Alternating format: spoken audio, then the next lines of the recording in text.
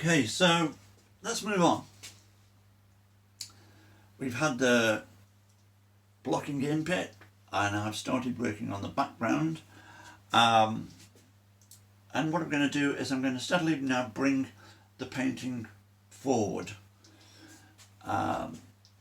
working to bring in more, not so much detail, but more texture, I think, a larger texture as we come forward. Let's put it that way. As we come forward, what we can do is become bolder with the strokes. So let's get on with it and see how we get on. Right, so let's see where we're going to go next. Okay, let's put in the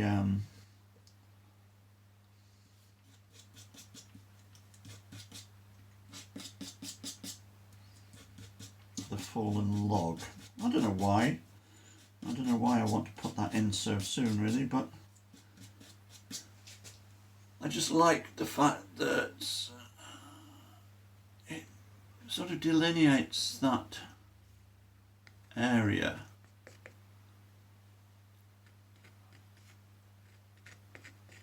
There we go. And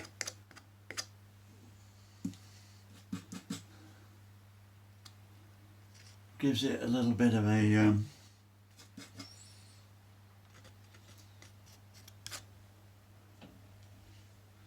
that's it. Gives it a bit of texture, but not just that, it gives it a bit of direction. That's what I'm trying to say, because this bit here where it comes down, I want to make that more obvious. That's it. That's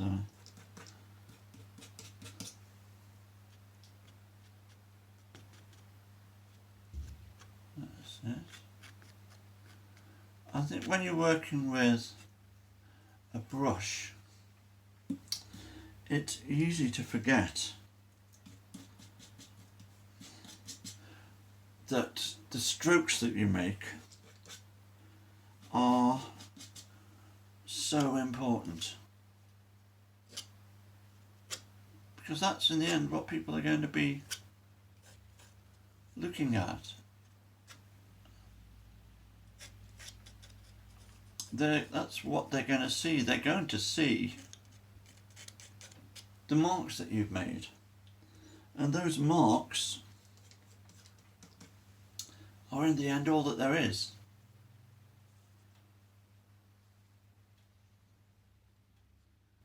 And so the more interesting the marks are that you make,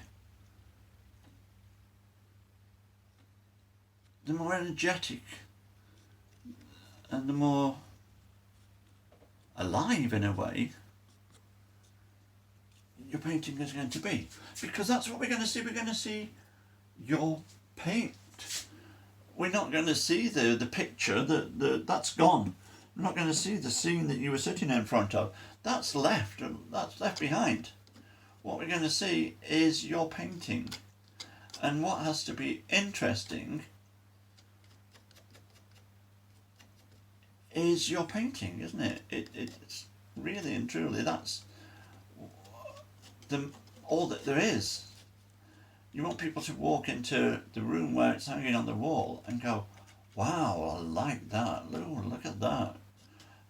That's what you want. You don't want them to come in and say, oh, can I see the original photograph that was done from? Or, hold on, that's not right, is it? Because that wasn't there, was it? And that's in the end, that doesn't matter. That really doesn't matter. That's gone. What matters is what's in the frame on the wall.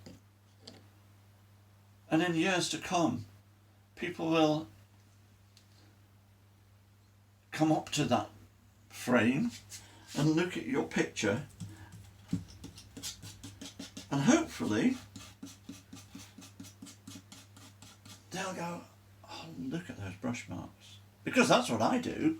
That's the way I respond to a painting in general. Is, well, let's put it this way. I'm a huge fan of Turner. And I've been known to go into an art gallery and just sit in front of a Turner painting for an hour, 2 hours maybe. And if you know Turner's work, you'll know that late Turner especially is, well, the word that was used at the time was indistinct. It's very much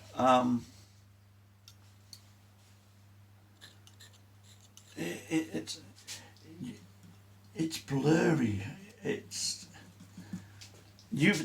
Basically there are things there. There are details there, but they emerge the longer you look at the canvas. And the joy of those paintings to me is the way that the longer you sit there, the more you see. You know, and it gets me because sometimes I'll go into a gallery and there's always people going around, isn't there? There's always people going from painting to painting to painting, and there's quite often somebody there with them, telling them about the artist, telling them about the history of the painting and everything. And they go from painting to painting to painting, and they often spend like a minute at the most in front of a painting that is absolutely phenomenal. And what do they see? They see some paint on a canvas, and they see what the person that's walking around is telling them. And then they move on to the next painting, and it's like consumption, mass consumption of art. And do you know that artist, that the person that's created that painting has stood in front of that canvas, sometimes with some of those paintings that you see in the National Gallery and places, sometimes for months, maybe even years, creating that masterpiece. And what it gets from many people is a minute, 2 minutes, or whatever. So I challenge you really to, next time you go into a gallery and you see, say, a Turner painting, because I do love Turner, but it can be also anybody's work really, to sit there instead of walking around, sit opposite the painting and look at it and just wait for things to emerge, because they will, because they are there.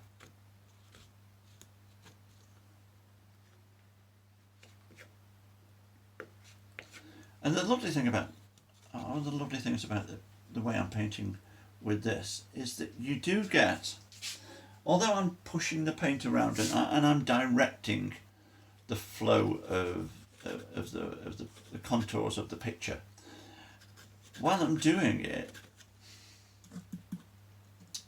you do get happy accidents. Oh God, I'm sounding like Bob Ross. A little happy accident. But you do. You get. I just got one there. As I was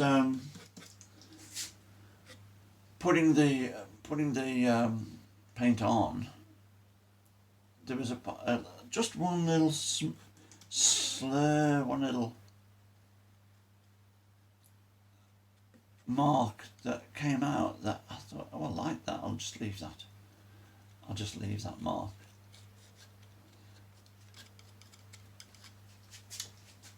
And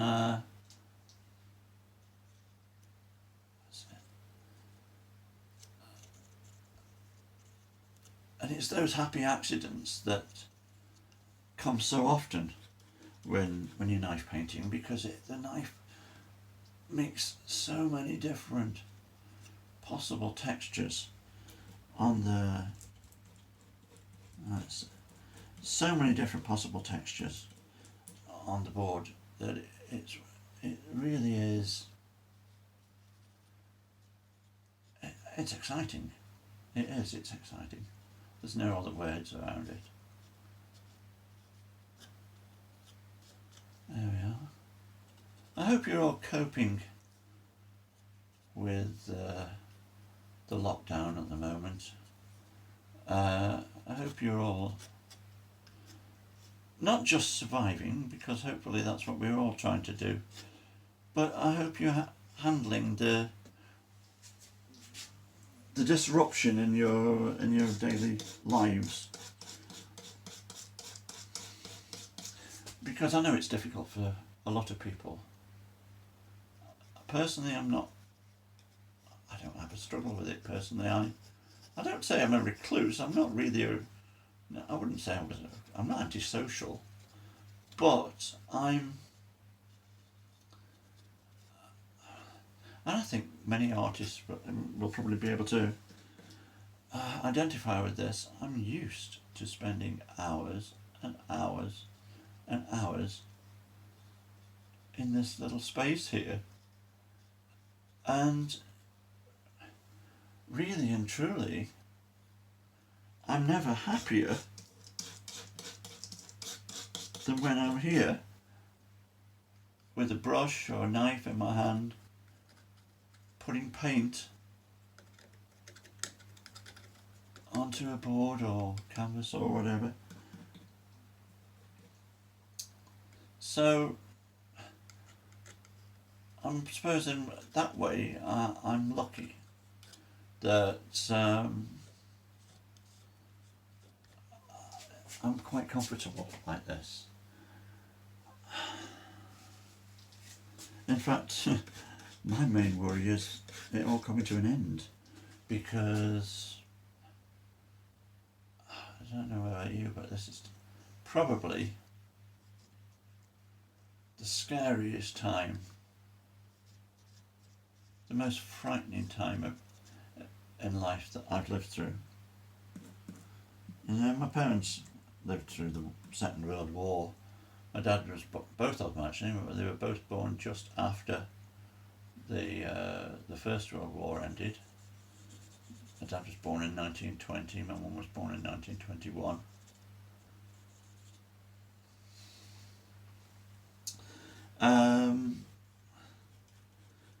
Their lives were so different than mine's been. I think in many respects, I mean, I know this is horrible at the moment, and I've got great sympathy for anybody who has lost a loved one through this terrible crisis. But in a way, I can't help thinking that we've actually been,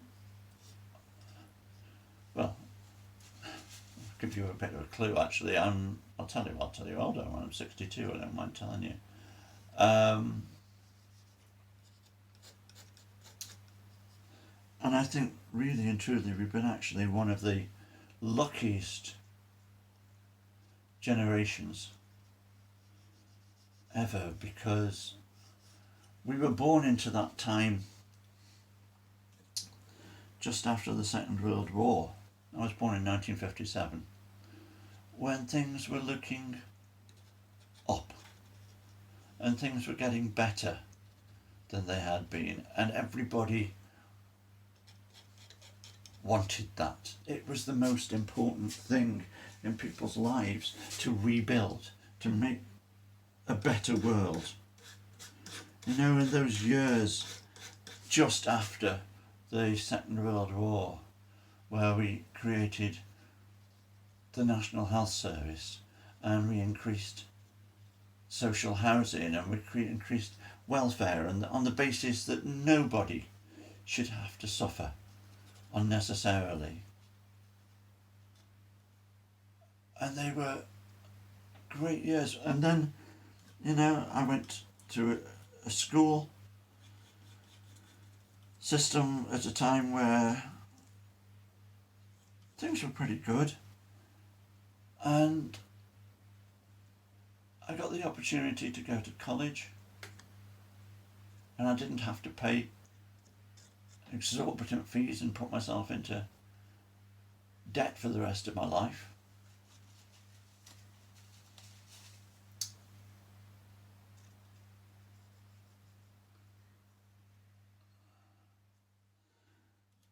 We were vaccinated as kids, and through those vaccinations we got rid of smallpox and polio and diphtheria and all those terrible, terrible diseases that just took life away from people randomly all the time. We eradicated them. And so life was better for us than it had been for our parents.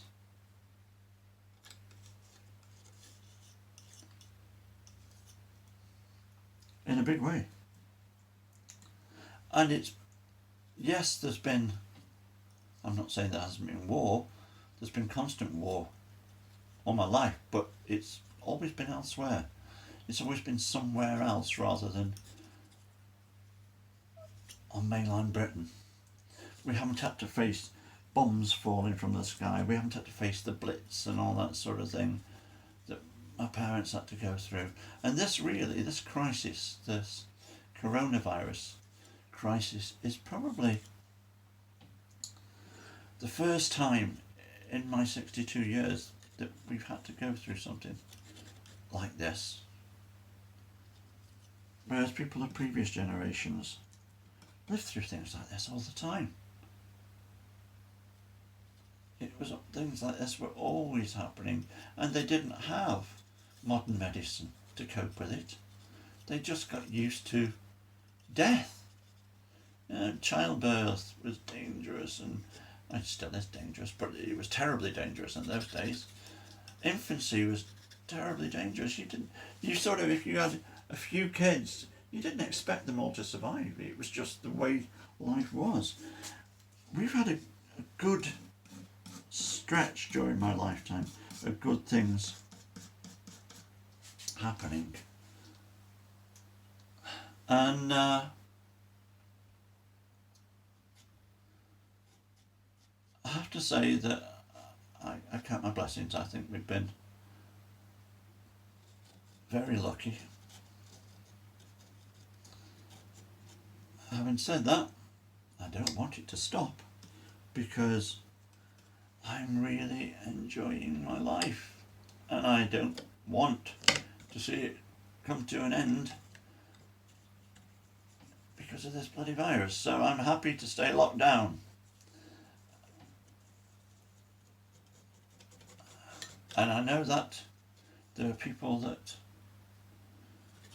think that's a way that I shouldn't be thinking. We've got to get business going again. We've got to get everything back to normal. Well, let me tell you something. After this, things aren't going to be normal for a very long time. And that's not doom and gloom. That's just the way things are going to have to be. Because if not, we're going to just have to face up to life like it used to be for our previous generations. And I don't want that. I know that most people don't want that. But one thing that has been keeping me going through all this has been seeing communities, and the artist community being one of them. This whole thing of the artist support pledge, which I think has been a fantastic idea that somebody's come up with, and it's certainly been great for me because I've sold a few paintings through it, and I'm really looking forward to the moment that I have sold £1,000 worth of paintings, and I can then buy another artist's painting for £200.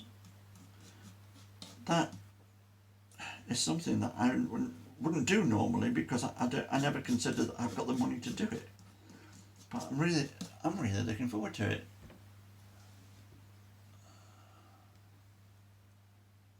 And watching people pull together, watching people come together throughout this, I think is marvellous. It's as if people have realised what's important in life.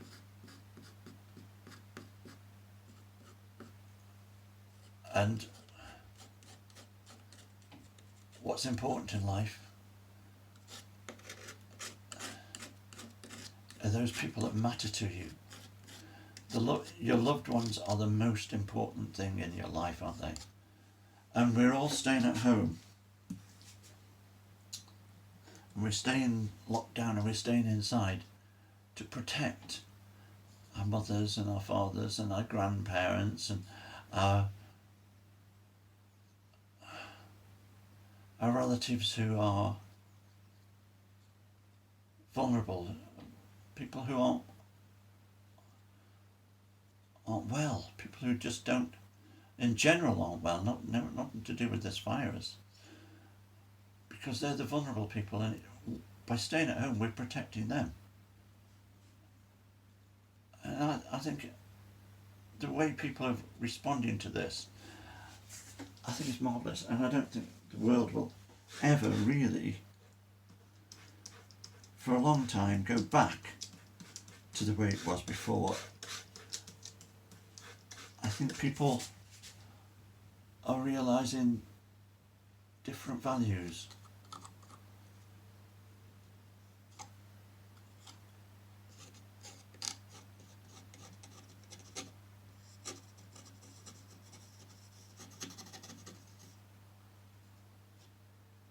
But enough of me going on.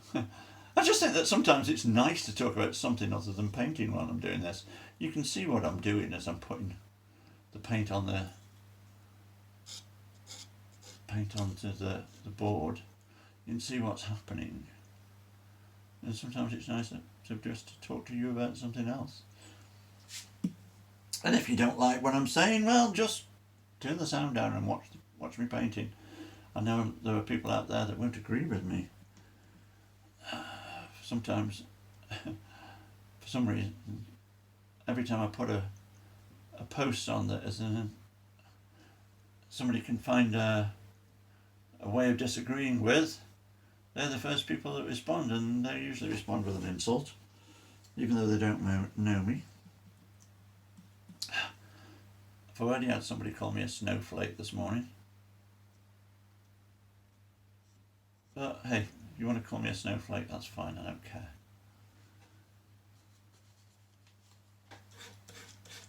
Maybe I am in your definition, but that's your life definition, and not mine. But let's go back to the painting for a moment. Back to what I'm doing. All the time I've been talking for the last few minutes, you have been watching me put in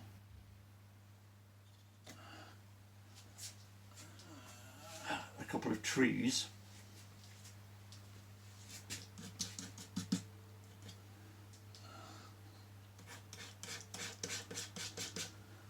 And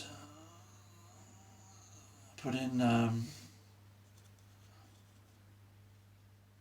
more of the actual terrain that's here, and maybe you can see, I hope you can see, that the knife is fantastic for creating textures of things like trees and that sort of thing. And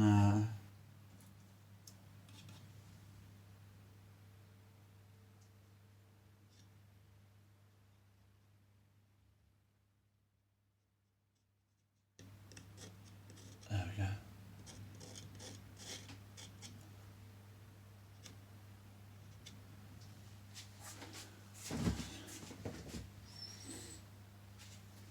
So, and things that you might take a long time to do with the brush, the knife does in one stroke. So the wonderful thing about knife painting.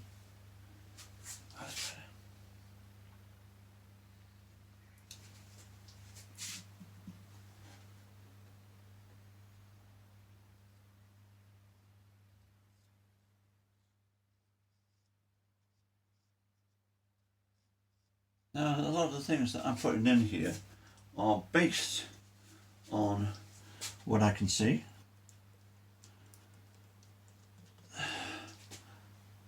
They're not exactly what I can see, but they are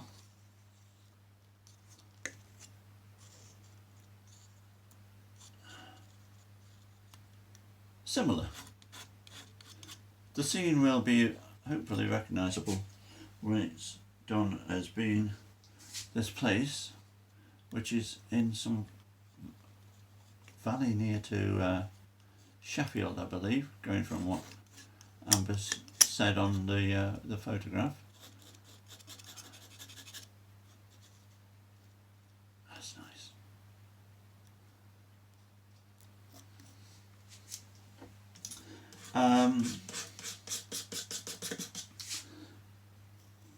But what I'm doing is I'm using the picture to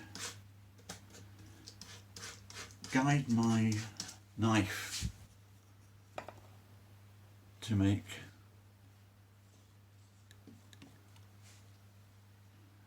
marks that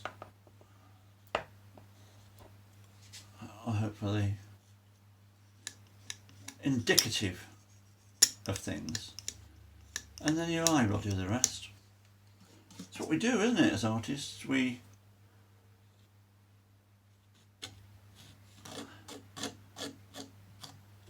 make marks, and all you actually really are seeing is pigment on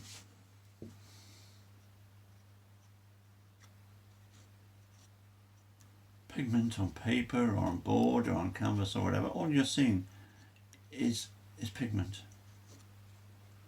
and your eye tells you that it's something else.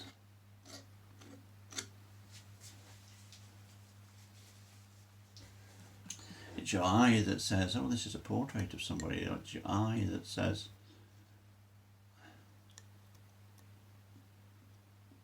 there we go. It's your eye that says it's a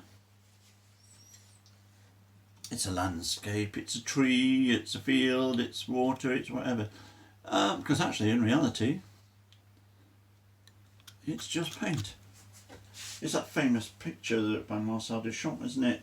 Ceci n'est pas un pipe, where you just do a great big pipe, painted a great big pipe on a canvas, and wrote underneath it, "This is not a pipe."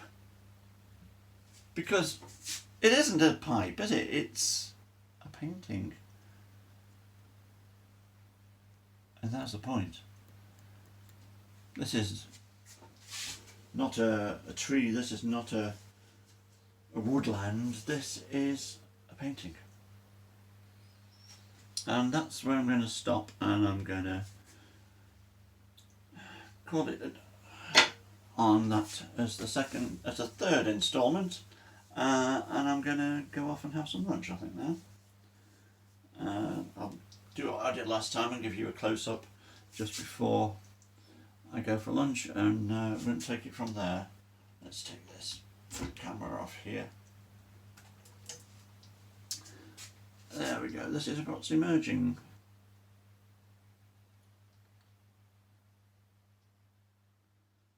I'll drop back a little bit.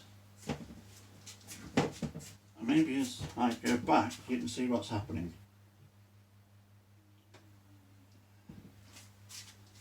There we go. Okay, I'll see you after lunch probably.